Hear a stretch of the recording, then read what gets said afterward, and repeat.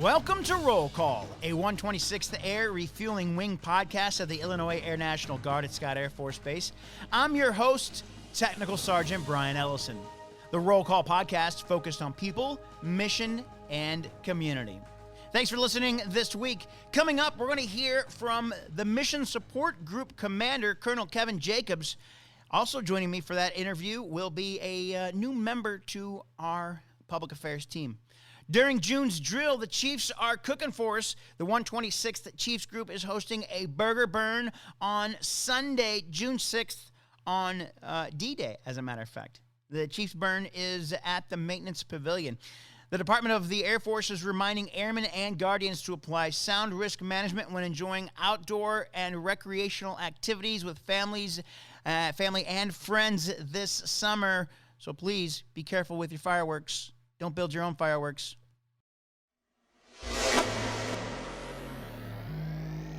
Hi, my name's Senior Airman Gregory Goder. I'm part of the 126 Comptroller flight, and I'm a financial manager here. My day-to-day job would be, I'm an accounting technician basically, so I'm in charge of all the squadron's purchases, and I make sure they hit the books correctly. What I like most about being in the 126 is I'm an AGR out here, so I work out here full-time. With that, I get a bunch of opportunities. Traveling is probably my favorite opportunity. I've been to a bunch of cool places like Washington State, which was the first time I've ever been there.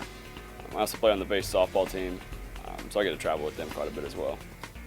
I joined the Air National Guard because after college, I had a couple jobs I didn't really like, and I wanted to have an impactful career and make a difference on my community. I chose the 126 because I could pretty much stay around all my friends and family and still be part of the Air National Guard. I joined the Comptroller flight because my bachelor's in business management, and it kind of just fell hand in hand with working with finances. One huge benefit I've been taking advantage of is my full-time employment as an AGR. As an AGR, I get active duty pay, benefits, and everything that goes along with being active duty, but I get to stay home.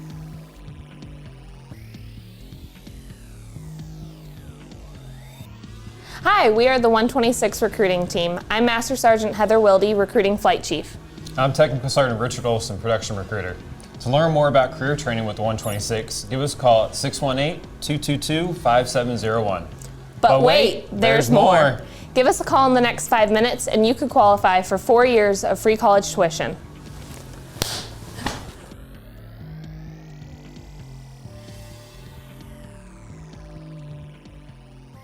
Joining us on Roll Call for the first time as co-host, Staff Sergeant Ariana Freeman. Hi. Our guest this weekend is what I think is the hardest working man in showbiz. He's like the first one here, the last one to leave. The commander of the Mission Support Group, Colonel Kevin Jacobs. Thanks for coming by, sir. Sure, anytime, Brian. So, sir, you're the commander of the Mission Support Group. How do you manage command at such a large group that covers such a wide variety of expertise? I mean, you're not just in charge of making sure the planes get fixed or the planes take off on time. How do you cover such a wide area of expertise? There's a couple things. Well, it's a team effort. I get some good commanders. I get a good support staff. But my background, I've had the opportunity to work in almost every area within the Mission Support Group. So I started off in civil engineering, did that for about 15 years. But while I was in C, I had an opportunity to work with security forces and services. So back in the days when I first came in, we would do bivouacs and we would do exercises because we worked together as a team back then. So that gave me an opportunity to kind of see how they function and what their requirements were. So understand their mission.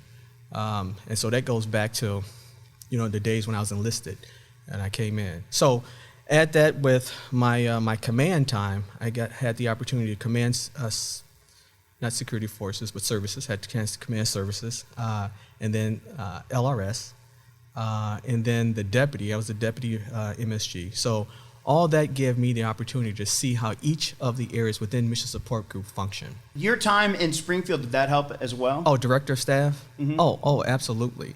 So as a director of staff, I had the opportunity to go to each of the bases and not only carry the ATAG's vision and mission, but also it gave me an opportunity to see what their mission sets were and what their requirements were. So, similar, they have CE, they have mission support group, they have ops, maintenance, and all those things. So that was no different. But the mission set was different, and understanding kind of the underlying missions, I could then focus on kind of their main and overall arching mission. So, sir, I know when you took command of the mission support group, you had a vision of what you kind of wanted to accomplish. How did the pandemic kind of shift that vision for you? Wow, that shifted like 180 degrees. So, yeah, the vision, my vision was to put more innovation into the group, to increase our readiness, which is pretty standard. You want to make sure that you're always ready for the mission. But the pandemic, when that hit, that kind of curtailed all of that. And my mission, my number one mission, became to make sure that the men and women in the group were safe. Just to make sure they were safe and they felt comfortable coming to work every day when we finally started to come back to work. Being an operational wing, there was no time off because we still had mission to do. So dividing our group up into teams, this team comes in on this day and team B comes in on this day. Give the team or the men and women a chance to feel safe coming back to work. I must add too that I found out how many people were really, I won't say health conscious, but really sanitation crazy, I should say. Cleaning everything and dusting off everything, cleaning everything. So found out a lot of people in each of the squadrons were really sanitation conscious.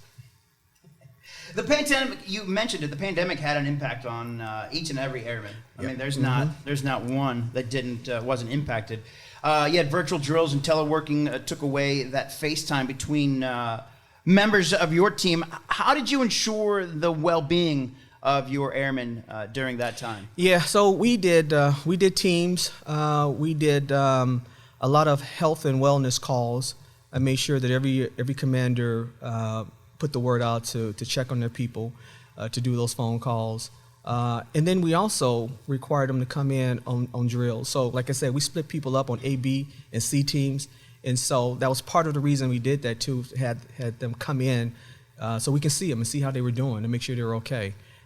We got a lot of positive response because sometimes when you see a person on Teams or when you talk to them on the phone, you don't get the real effect and the true sense of what's going on. Right. But that face-to-face interaction gives you that opportunity to do that. So that's one of the things I required is for them to come in when it was their time to come in so we can do face-to-face to see. And we did get some positive response from that. We found out how many people were affected by the pandemic, which we didn't get from just a Teams call or a wellness call.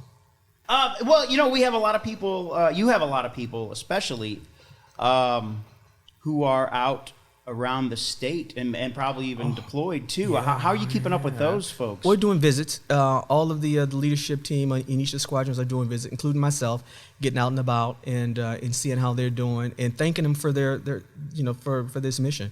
I mean, this is an important mission that they're doing out there. So we're getting out and about. We're making visits.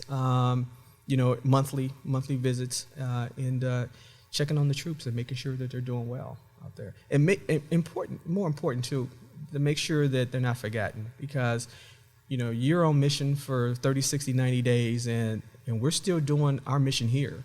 So we don't want them to, we don't want to forget about them. So what, I got to ask, what is it about this wing, or maybe it's widespread across the Air Guard or just the National Guard? Because it seems like here I see so many people like yourself go from enlisted to officer. Is that because of mentorship? Yeah, absolutely. It's two things, mentorship and opportunity. I think the 126 has opportunities for people to get commissioned, and And then along with mentorship, I know for myself, I was going to get out Right. After my 6 years. I came in for education. But, back then, let me go back to when I came in, back in the 80s. I'm dating myself now. There were quite a few people who were of the Vietnam era. And so, they had a different mindset about the military than we do now. But they encouraged me to stay in and to seek commissioning, in which I did. So it was a good thing that I did that. I mean, it was a great thing that I did that. I should say, but it was because of those elder statesmen, those seasoned individuals back then that set me down and said, "Hey, there's more to the Guard. I know you got your education, but why don't you look at being a commissioned officer? We think you would do well as a commissioned officer." So I did that. At what point in your career did you realize that you wanted to commission? I mean, what was it about what those guys may have said that said, "Yeah, I think I'll do this"? Yeah, probably when they set me down and said what being commissioned means and what you can do as a commissioned officer. So, if you look at the leadership team, as all the commanders are commissioned, they're officers. Sure. And so if I wanted to be a commander, I would have to be a commissioned officer. So that was kind of the first step in that.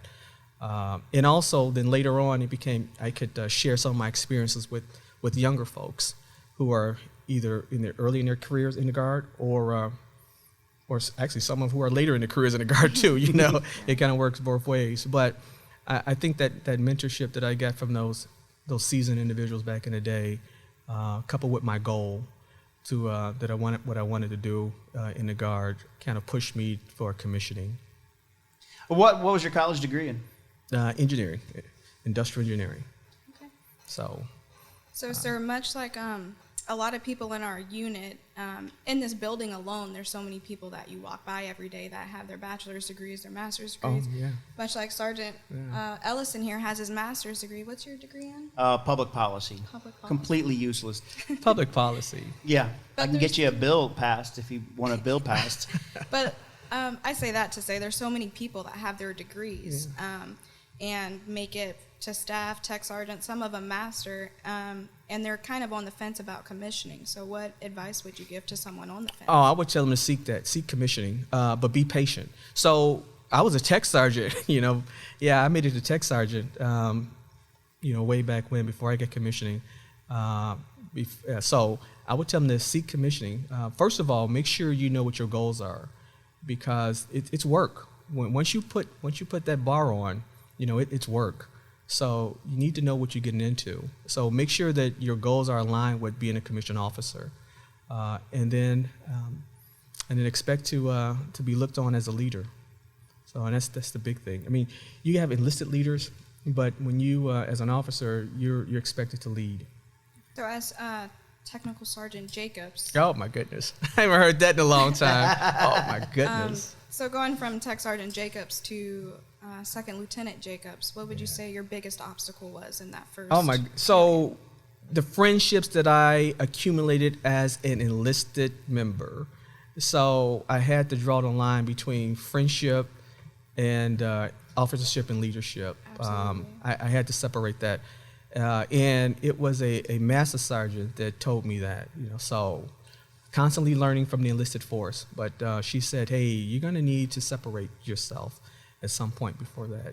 I mean, you're going to need to understand how to balance that, those friendships, because you got to remember, I was 10 years enlisted, so I accumulated 10 years worth of friendships there, and so now I'm commissioned now, and I'm expected to lead and act a certain way.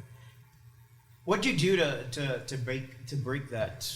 I don't know. What do you want to call it? That I think it was a mutual respect, and Okay. I think that was the nice thing about my peers and the friendships that I accumulated. They knew that he's the boss now. Mm-hmm. He's not Tech Sergeant. Well, Kevin. That's what it was back then. It was Kevin. It's not Kevin. It's Lieutenant Jacobs now. And immediately, I think once that happened and that they understood that, I think it, things just kind of flowed from there. But that was the big thing. It was a mutual respect of my position and their position, And once we understood that, and once we got past that, I think things seem to flow. I have to ask you, how important is mentorship to not just the wing, but the National Guard in general? Yeah, that's a great question. You can't understate mentorship. The Guard, the military has existed because of that. I mean, if we don't prepare the folks coming behind us, for leadership and to run the organization, then we will fail as an organization. So we have to mentor the folks coming behind us. But with mentorship, there's some responsibility on the individual being mentored too. I mean, they have to take the initiative to follow those, I don't say guidelines, but the advice of the individual that's mentoring them to be successful. When you start to, I guess, get to the top, being an officer, being commissioned, the pathway starts to get narrow, and it becomes more competitive. So a lot of the onus will be on the individual to do those things to make them successful. Okay, who are some of your mentors? Oh my goodness. So I'm gonna start back when I first got in. My recruiter, Michael Schrader, Technical Sergeant Michael Schrader. So he was a mentor. I mean, not only did he get me in, but we kind of remained friends after that, which was interesting, and it's probably because of the Guard too. It's just the way we are. We're a family organization. But he was one, not only did he get me in, but also he encouraged me to become full-time out here too. Because, like I said earlier, I was an engineer, got my engineering degree, had a good engineering job, is exactly what I wanted to do. Which I hear a lot of, when people get their degrees, they don't get a chance to do what they want to do. But I got a chance to do what I wanted to do. And so to go from that to coming in the Guard, it took some convincing, but also seeing the big picture of things. And that's what a mentor would do, kind of show you what you don't see. And that's one thing that he did. Other ones are, Colonel Rick Nalk, of course. I don't know if you all remember him. I mean, a big mentor, personally and professionally, not only to myself, but to a lot of people. My former squadron commanders, John Steed, a big mentor of mine. The current group commanders are mentors too. We talk and we share information all the time. Colonel Hendricks, Colonel Jackson, Colonel Olson, we all share information. So, those are mentors too, as far as just seeing how ways I can self-improve personally and professionally. So there are a lot of mentors. I mean, I can go on for days because, you take bits and pieces from someone, from a mentor to self-improve. How important is, I think we touched on it, but how important is having a mentor and what happens, what can happen if you don't have a mentor? I think you become stagnant in your career. You'll become stagnant, personally and professionally, if you don't have someone to kind of advise and guide and share that experience with you. So that's what will happen. I think you just kind of become stagnant, and because of that, you become disinterested.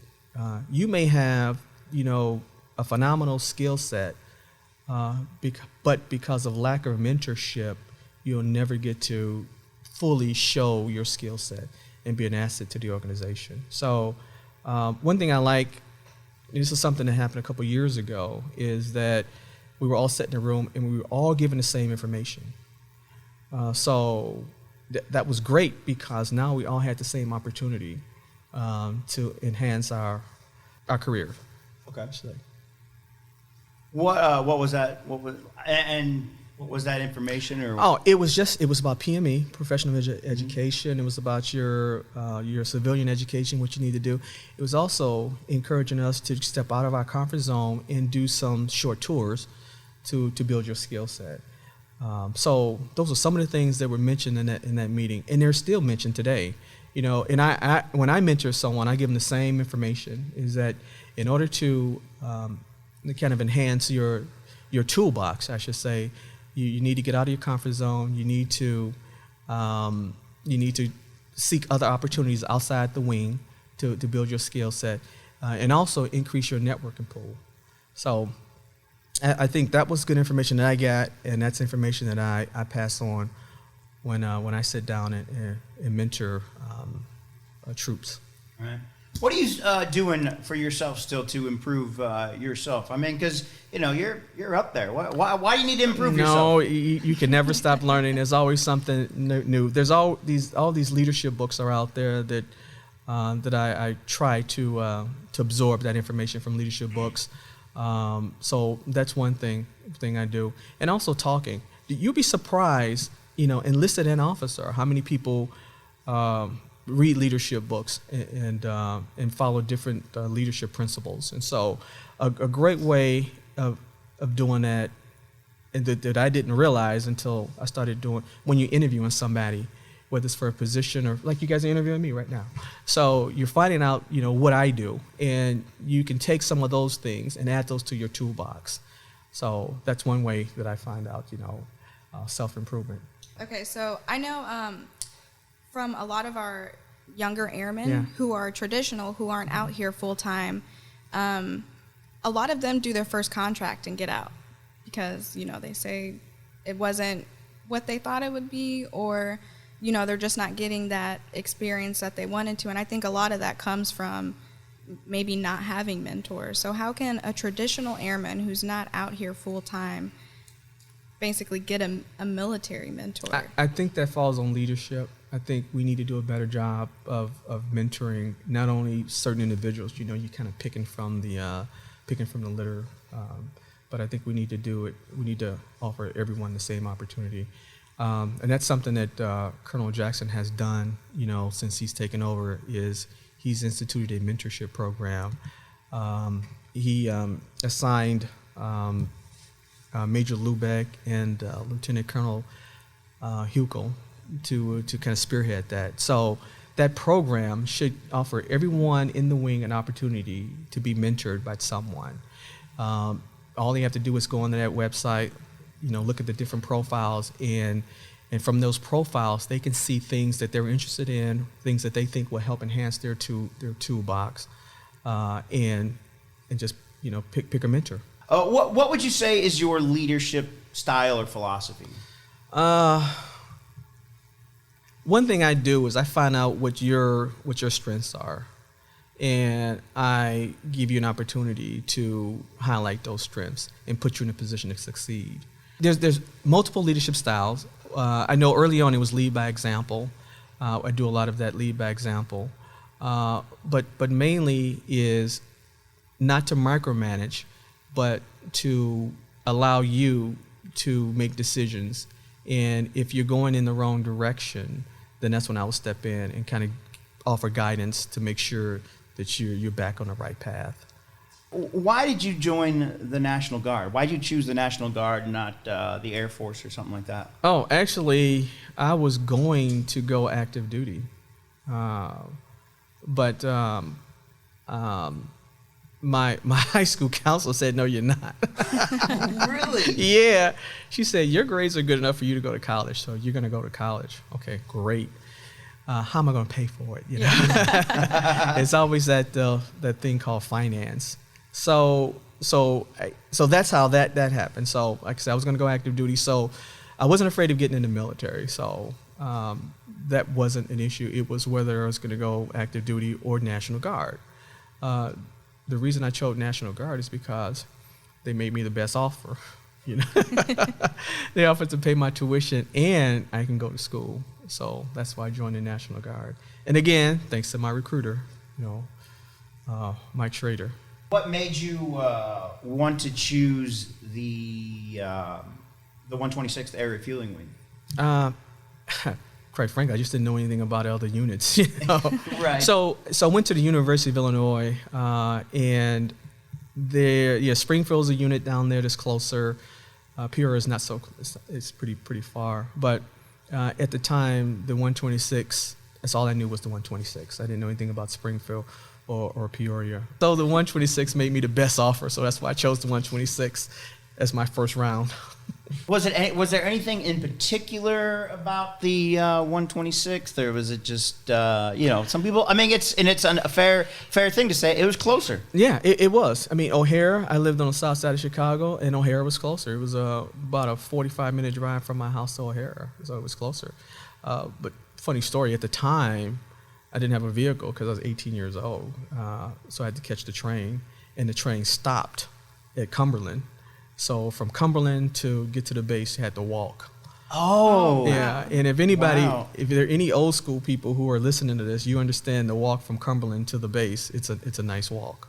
Wow. So you're a part of that big group that came from O'Hare Oh. to be one of the originals of the 126th Air Yeah. Refueling Wing. 1999. Yep, I'm one of the originals. What was that move like? Interesting to take pretty much a whole base and move them, 300 miles south was pretty interesting. I got a chance to close down a base too. So not only to build up a base, but close down a base. Oh, wow. So I got to do both ends of the spectrum, shut down and open up. But it was real interesting to see that process, kind of a once in a lifetime process, opportunity to do that. What's that like to shut down a base? I always think it's like when you move out of a house, you have to make sure everything's clean. Sort of. So the systems, being an engineer, we were in charge of facilities, so we need to make sure that the facilities were safe. So we had to shut down the facilities, the HVAC systems, the gas lines, the water lines, so those things, to make sure that they were shut off properly so that there wouldn't be any issues later on down the line. So that was kind of the big thing for us, is to we call them decommission. So we had to kind of decommission facilities. What was that? What was your role in opening up this part of the base? So I had a chance to actually design and build a couple facilities out here. So that was kind of my role, which was neat to do. So I did a little bit of that up at O'Hare when I was up there, but down here, an $80 million project. You got a chance to kind of work that angle. And again, I owe that to my commander, John C., giving me that opportunity to do that as a young engineering officer way back in the day, to do those things. What building has the Colonel Jacobs? The flight sim building, the flight training unit, the age building, and I'm trying to think now. There's a fourth building that escapes me. I got the rendering, so I have to look at the rendering of it. So the architect gave me renderings of the buildings that I had a hand in designing and constructing back then. I picture you at a big board, with your pencil and your glasses, and one of those big white tables, desks, or whatever. Drawing lines and stuff like that. That's when I first got in. So when I went to school, that's what we did. We used those big boards, back then. But let me take you into the future now. So we use AutoCAD. So yeah, we used AutoCAD, computer-aided design. Everything's on computer. We didn't have to do that anymore. But it was nice to do that. The thing I hated about those boards was my penmanship. I never had that neat penmanship. Really? No. So when I took it was called drafting back then. Right. Drafting and CAD. So what you would get graded on your penmanship and how you use the nice mechanical pencil and draw things. I just didn't do very well. So when the computers came out, great, so I didn't get graded on my penmanship anymore. That is crazy. They judge you on your penmanship. Yeah. So you'll see some engineers, some of the older engineers, got neat, nice penmanship. And then there's those like me who don't have that nice penmanship. And they probably still prefer to draft. Yeah, they do. Did you use did you use a slide ruler? Gosh, I'm not that old. I know, but it seems like there's engineers out there that still use slide rulers and stuff like that. My first calculator was a TI. It was a Texas Instrument. It wasn't a 32. It seemed like TI-80 is popping into my head, but it was a calculator, Brian. It was a calculator. It wasn't a slide ruler. I don't even know what a slide ruler is. Yeah. I remember engineers when I was a kid. They had these. I'm surprised you didn't say rulers. abacus or something like that. Well, I was thinking abacus, but I knew that wasn't the right word. Yeah. You have family in the wing, correct? Yes. Yes. So it's a family affair for you as well. Yeah, it is. I was able to mentor, persuade two of my kids to join. My son Darren, he's in the operations group, and then my daughter Erica is in the medical group. So I have two of them in. My third child decided not to join, but 2 out of 3 isn't bad, I would say. Not bad at all. And they enjoy their careers. I know my son did his second enlistment, and my daughter's still on her first. What does your son do over in Ops Group? He is a personnelist, and my daughter is going to school to be a med tech. Wow.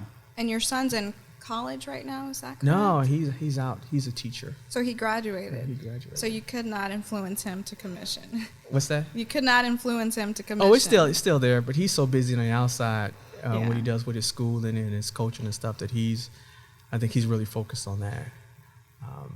But there's still a chance. He's still young enough. Oh, you mentioned you had a job on the civilian side before you went full time. What'd you do? Yeah, I was engineering. So I was a manufacturing engineer. So I worked for a company for about 5 years doing that, which was nice because I got to design things in the plant. So I got to use some of that math skills that they taught us back in college. I always thought that I would never get to use some of this stuff, which I didn't. I mean, we took a lot of math back then, but I got to use geometry and trigonometry to design some things in the factory. Oof, that hurts my brain. Geometry hurt my brain. Yeah, don't ask me anything now, though. Oh my goodness, Yeah. I hated I barely passed. Well, yeah, geometry was I didn't understand geometry at all. Proofing and theorems and all that stuff. That's why you're here, Brian. Believe me, I needed help with that, with the proofs. I had some great teachers back in high school that helped me with that, though. And I think that, too, if you got good teachers to help you be successful, that just encourages you to continue your education and to not fear. People fear math. I don't know why. They fear that, that math. But it's nothing to be fear of. It just takes patience. Is that something that you just came by naturally, or do you think you just grew for a love of math? It's probably a little bit of both. Let me just be clear. I don't love math. It's kind of an ends to a means. I need to know math for my degree. I was more of a science person, a chemistry person, and so there was some math and chemistry. Oh yeah, sure. Yeah. So it was more the science aspect that kind of drove me in the engineering, and math was kind of, okay, you need to know how to do math. Okay, got it. Okay. Was it always engineering from the start, or did you I wanted to be a teeter? finance major. Oh, wow. Yeah, I wanted to be a Okay. finance major. Can you imagine me and Colonel Fogarty in the same office? Yes, I wanted to be a finance major, and then when I became a junior in high school, that kind of shifted. Went to back then I was in a science organization, and so the heavy focus was what they call STEM now. Sure. Back then, and so going to those different seminars kind of piqued my interest in engineering, and from then on, it was pretty much engineering. It was just a matter of what discipline of engineering I was going to go into, and a lot of disciplines of engineering. I think if I would have done it over again, I would have read environmental engineering or mechanical engineering. One of those. Was there a teacher that maybe mentored you to get into to engineering, or was it just the same counselor that told me that I was not going to the Air Force was the same one that she was kind of a big mentor, Miss Keating. That's awesome. Yeah, she's still around this day. I think she's still alive. She's still alive too, right now. But she was a big influence, not only myself, but a lot of us who were in the program to go to the engineering route. And half of us did, and half of us, went a different route, journalism or whatever else, kind of piqued their interest. Wow. So over the UTA weekends, we like to do a little segment called #AskAnAirman. So for our UTA weekend, we asked some of our airmen, if you could title your life after a show or movie, what would it be and why? A show or a movie? My goodness. Oh. I don't know. I guess I should watch more TV. You're a busy man. Yeah, to do that. A show or a movie. A lot of people respond like that, actually, Do they? who don't watch TV or shows. I don't know. I watch a lot of reruns, Seinfeld. But Yeah. I don't. Love Seinfeld. Yeah. I wouldn't title that. We celebrate Festivus in my house. Do you? I think one thing though is perseverance. Okay, so if there's a movie title has the title Perseverance in it, I think that would be it, because I think that's one thing I had to do throughout my career is kind of persevere, and I would tell anyone that to make sure you're prepared to persevere, because you're not going to get things when you want them. They're not going to come when you expect them to come. I'll go back to when I got commissioned. It took 3 years. Really? So now I'm at my 6-year point, and I'm going to seek a commission. It took 3 years from that point, so I had to re-enlist. So I must have been pretty serious about being commissioned. So that's when it first started. I mean, that's when perseverance first started, right there. That it didn't come right away. It took 3 years to come for me to become commissioned. And then command. Command didn't come right away. It took a while to become a commander. So again, perseverance. Become a group commander, perseverance. So anything with the title Perseverance in the movie would probably be fitting for me. Okay. Yeah. So, it took 3 years. What took so? What? Just to find the right fit. If you don't know this, openings don't come up every day. Oh, okay. Okay, Mm-hmm. so you may get one opening. You may get 1 or 2 openings a year. And so now you're competing for that 1 or 2 openings. So it's not only me, it's other folks too. So I was 6 years into my career when I started the process. Someone else may have been 9 or 10 years in their career. So we're all competing for that one slot that came open that year.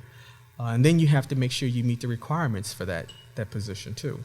So that's why it took so long. It's just the fact that the opportunity, wasn't there. I think my 3rd year, which would have been my 9th year enlisted, there are probably 3 commissionings that came up. So it's just kind of cyclical. You may have 1 and then you may have 3 1 year.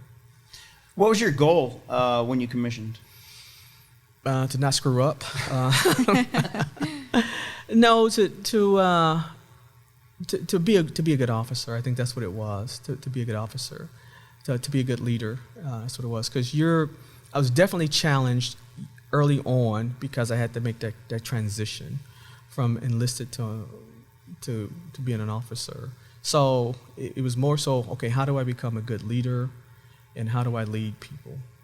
You always talk about followership, being able to follow people, but you have to learn to lead. And from older officers, I would watch them and what decisions they made, and was it the right decision or not. Okay, I'll take that bit of information and put that in my toolbox, so that when I had the opportunity to make a decision similar, I had something to go by.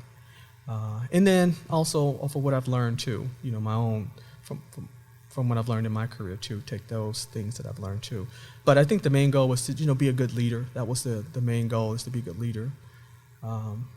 And then always in the back of your head, you're like, man, please, I hope I don't screw this up. So in your officer career, when can you say you had the most challenges? Because I know right now you're a full bird colonel, so you have more responsibility, but when you're a tech sergeant commissioning to a 2nd lieutenant, you have more responsibility than you've had previously. So yeah, I think it's kind of 2 instances. I think one was the transition from enlisted to officer was a challenge because things changed, responsibilities changed, my mindset had to change. But also when I changed jobs too. So because I'm leaving my comfort zone, I'm going to some place that I don't know. And I'll take the director of staff in Springfield as an example. So that one, was a big challenge because I'm dealing with Army, I'm dealing with different organizations, and they have a different culture. Then I'm dealing with, different wings, and they have a different culture too. So it's a challenge to kind of learn the different aspects of each organization. And so that was probably the biggest challenge, just kind of hone in on those things. Personally, I really am curious. Myself and then other friends who have been full-time in the wing, there's instances where you're offered opportunities, maybe to catch orders at AMC or get on orders, in Springfield, or you just have all these opportunities, but as an airman or maybe a new staff or maybe a new tech, it's something that's out of your comfort zone. So you're stuck between, do I want to stay here and wonder what could have been, or do I want to take this leap of faith and do something that, you know, I might be the new one in the office, and I might be looked at as someone who, you know, might not know the job. What advice would you give to someone who's kind of stuck in between taking a leap of faith on a new career change? Oh, I'm going to say go for it, because, you know, speaking from experience, you know, go for it. I think when you step outside your comfort zone, you are exposed to other opportunities too. So by seeking outside your comfort zone, going to different places, you'll see other opportunities out there. And that will kind of guide you on a path that you did not even expect to be guided on. So if someone came to me and asked me, you know, hey, what should I do? I would say, yeah, go for it. If you have the time and the will and the support from your family support, then I would say do it, because I think it kind of open up the doors for you. Absolutely. You kind of see other opportunities. You'll be exposed to different things. So yeah, I would always encourage someone to do that. Sir, how important, you know, is your family, and especially in the National Guard? How important has your family been to you in your career? Oh, huge. You know, I mean, going back, you know, to my wife, who I was dating in college. She saw me leave 1 weekend a month, leave Champaign to come up to O'Hare to go to drill for a year. I think the year we dated, she's smarter than me. She graduated before I did, so she saw me for 1 year do that. But then, you know, as we got married, you know, there are things that I had to do, trips we had to go on, deployments and stuff. So that she supported me on, you know, to do the things at home, to take care of business at home. And then we having the kids, okay, take care of the kids and the house and do those things. So family is huge when it comes to the military, you know, because of our ops tempo, the things that we're required to do to leave home. You need that family support to make sure things are taken care of on the home front so that you can focus on your mission at hand. Yeah. How important is the mission support group to the state's mission of ensuring people are safe, they're quarantined, they're tested now that they're vaccinated? Yeah, so not only the mission support group is ensuring that, but we got other folks in the group who are doing the same thing. So it's kind of a wing effort to make sure that the state is safe and secure, and try to, I don't think we'll ever be COVID free, but to try to lead us on that path to make sure that that we're meeting the goals of the TAG and the other leaders of the state. So it's kind of a team effort. Mission support group, maintenance, ops, medical, to ensure that we're doing meeting the goals of the state leadership. How hectic was it in January, especially end of December, beginning of January, when the vaccines started to roll out? We have January 6th, and then you guys are pushed into duty, or we're pushed into duty maybe quicker than we were expecting. Well, not only that, during that time period, we also had the president's inauguration we were dealing with. We sent teams to support that. We're sending teams to start up the vaccination mission. So it was pretty hectic, just trying to find the right people to fill the mission. Fortunately, on some instances, we had a lot of volunteers to do that. The students who were not in school, you know, that helped that they weren't in school. That we had that pool to pick from. But it got pretty hectic on the beginning, just trying to find, you know, the right people and the right timing to go, because we had the vaccination mission, we had the inauguration mission, and I'm sure there was a third mission we had in there that escapes me at this time. But we had a couple missions going on at the beginning of the year that we had to find airmen to support. And you had folks deployed too. Yeah, huge. Yeah, we had quite a few people deployed on a 6-month deployment that were still deployed at the time. And even when those folks came back, they had they weren't readily available because they had their ROM that they had to do. When it's time to activate somebody or call somebody up and put them on orders, what is your thought process about calling those people up? You know, what do you have to? What's your like? What do you have to think about as a commander?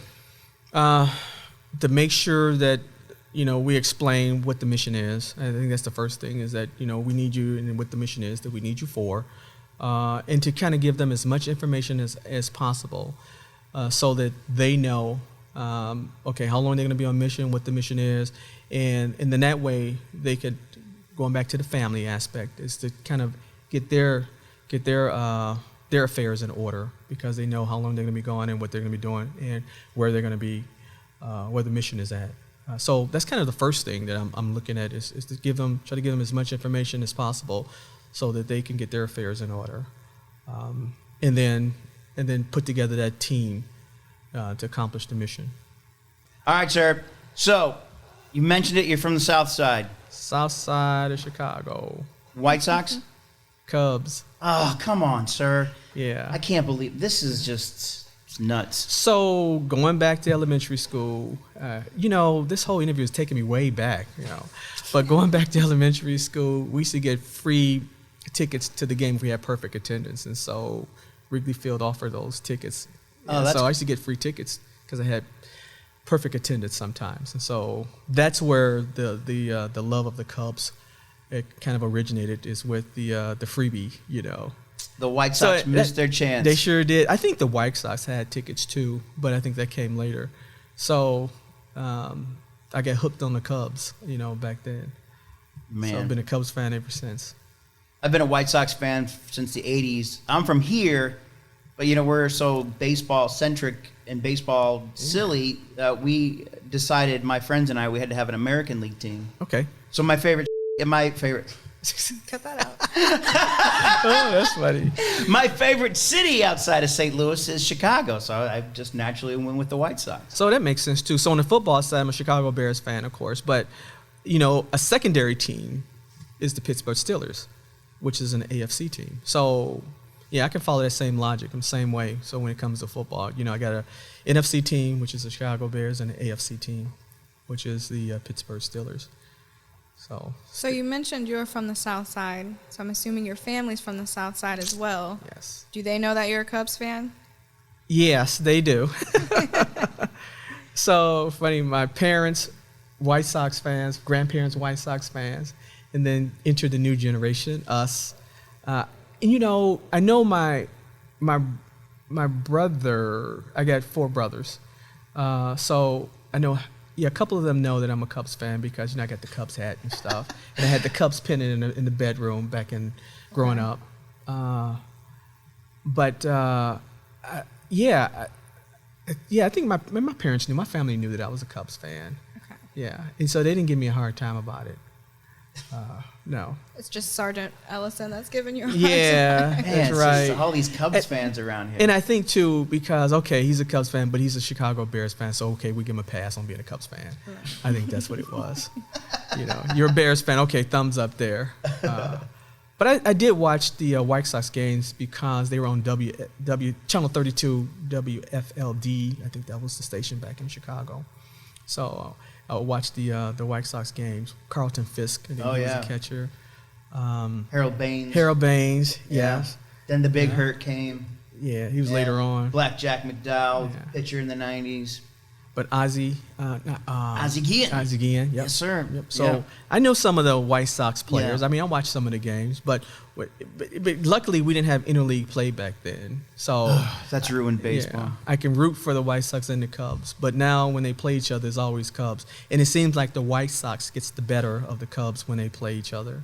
Thank goodness. Yeah, it's unfortunate for me. So I don't start watching the games anyway till about the 7th inning. That's when it starts to get real good and interesting. Yeah, I did last night for the Cardinals. Ugh. Lost Yeah. to the White Sox in that one. Yeah. But which is, you're kind of pool. I mean, when it comes to the Cardinals and White Sox, I'll it's gonna come down to the Cardinals. Starting to sound like a sports show. Well, you always have to talk sports in any type of interview you do. Sports kind of brings everybody together, or forces them apart. Yeah. I hope not. Sir, you said you had 4 brothers. Yeah, I do. 4 brothers. Are you the only one in the military? Yes. Okay. Yes, I am. Were you following in anyone's No, footsteps? no, Oh, absolutely okay. not. It was a decision I made on my own, and it's funny because when I did this, I turned 18, so I can kind of do what I want to do, so to say. Mm-hmm. So I went and told my parents, yeah, guess what? Oh. I joined the National Guard. You did what? So yeah, my father was growing up in the Vietnam era, so he was in that time. So, of course, a lot of people didn't like what was going on. So I don't think he was anti-military, but he didn't think the military was a way to go because you lose a portion of yourself, because of all the orders you're taking. And that's what a lot of people see in the military, is that you're taking orders from someone. Mm-hmm. You're always taking orders, but there's more to the military than that. But anyway, so so I didn't tell them I had joined until after I joined. But a year later, once the free tuition kicked in, he was glad that I did that because he didn't have to come out of pocket for any money for college. So it was a good deal. What'd your parents do? Mother homemaker, father worked at the steel. He was a steel worker. Oh, wow. Yeah, so he worked there for 30 years. That's a good job, steel worker. Wow. Yeah, so he did that. Actually, one of my jobs was working for Ryerson Steel. So now that I followed in my father's footsteps. I got to work for a steel company. Where's that for at? a year. Well, at the time, they had 3 companies. Their parent company was Inland Steel, and then Ryerson Steel was a subsidiary of Inland Steel. And Inland Steel had 3 plants in Chicago. All 3 were on the south side of Chicago, and I got a chance to kind of hop around and work at all 3 plants. But after a year of doing that, I said, okay, this is cool, but it's not for me, and left the company after a year of doing that. So that whole experience and following in my father's footsteps and working for a steel company lasted for about 365 days. What'd you do for them? Were you engineering? Yeah, I was an engineer. Yeah, Oh, okay. engineering, just improving process. Oh, okay. So that was the bulk of my job, is to look at a process and see if I can improve the process to make it either faster or safer for the worker. So just process improvement was kind of my job. It's almost the same thing as being a commander. Yeah, process improvement. That's right.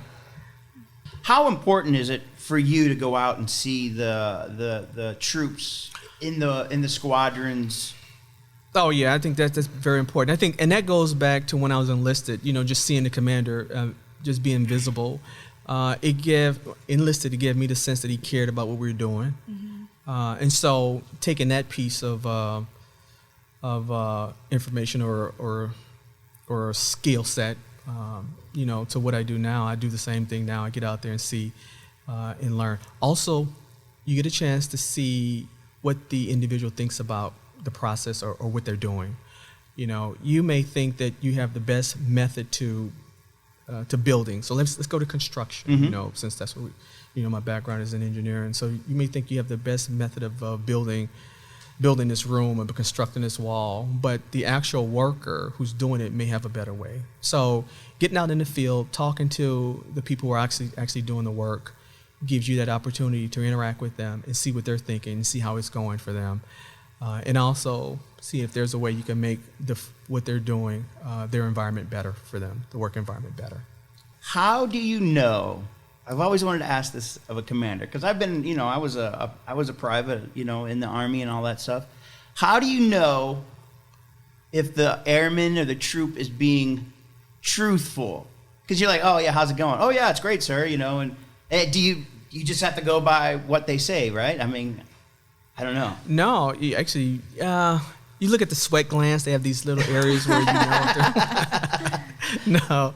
No, that's probably a tough one. But I think if you know your airmen, you know if they're being truthful. And let me take that back. If you know your airmen will be truthful with you. So that's part of getting out and interacting with your airmen. Through interaction with your airmen, I think they have that sense of trust. And I mentioned this early on in the interview. A mutual respect of trust. And so the more you interact with your airmen, the more they feel they can come to you and be honest with you about something. And that's what you want. So getting out in the field, like you said, getting out there, interacting with your airmen, and when you ask the tough question, you get the answer. All right. Well, thank you, sir, for joining us. That's Colonel Kevin Jacobs, what I call the hardest working man in show business. He is the last one here. He's the last one to leave and the first one here. At least it feels like it. Or maybe I'm just always late. Colonel Kevin Jacobs, the commander of the Mission Support Group. Thank you for joining us, sir. Thank you. My pleasure. And I want to thank my first-time co-host, Staff Sergeant Ariana Freeman, new to the public affairs. Just came over from MSG. Yep. Great job. Thank you, sir. Great job. With your look around the Air Force, I'm Technical Sergeant Chandracia Mitchell. Airmen from the 31st Fighter Wing at Aviano Air Base, Italy, kicked off Astronaut 2021, a joint multinational exercise operating out of multiple locations throughout Europe. Albania, Croatia, Greece, Italy, and Slovenia partner with U.S. forces during the exercise for combined missile defense training. The goal is to enhance command and control integration, coordination, and interoperability of air, land, and sea capabilities while strengthening U.S. and allied deterrence efforts in the European theater. Beginning this year, officers from the rank of captain to lieutenant colonel who meet certain criteria will have the option to request exclusion from promotion. Eligible officers may opt out so they're able to continue their education, complete a broadening assignment, or another assignment of significant value to the Air Force. Before this option, it was mandatory for officers to compete during their promotion window, even if they were missing key developmental assignments for their career progression, damaging their chances for advancement. Lieutenant General Brian Kelly, Deputy Chief of Staff of Manpower, Personnel, and Services says, without this new authority, the Air Force risks losing talented airmen with critical skills who may have chosen or were directed to take atypical career paths. The Air Force has selected candidate locations to base the new KC-46A Pegasus. A total of 12 KC-46As will replace Air Force Reserve Command KC-135 Stratotankers with 24 active duty aircraft slated for the update. Candidate locations range from California to Indiana to New York State, among others. The KC-46A brings more advanced capabilities than its predecessor, including worldwide navigation and communication, improved force protection, multi-point air refueling, and airlift capability on the entire main deck floor. Final basing locations are expected to be announced later this year. And that's your look around the Air Force. Find out more about the new 126th Air Refueling Wing Mentorship Program by going to their Linktree account. There are signs around the wing. Click on the QR code, and that will take you to the Linktree account for the mentorship program. Just take out your phone and point it at there, and it'll take you right to their Linktree account. Or you can go to linktr.ee/126AR Mentorship Program. You can find all of our links on Linktree, linktr.ee/126ARW. If you're watching on Facebook or YouTube, you can also download this on your favorite podcast app. If you want to pass along some information, you can email us. You got an event going on, what have you. Email us, rollcall126.arw.pa.mm.org@us.af.mil. Don't forget, this weekend is the Chiefs Burger Burn at the Maintenance Pavilion. That's this Sunday, June 6th. Thanks for listening to Roll Call, a 126th Air Refueling Wing podcast focused on people, mission, and community. I'm Tech Sergeant Brian Ellison.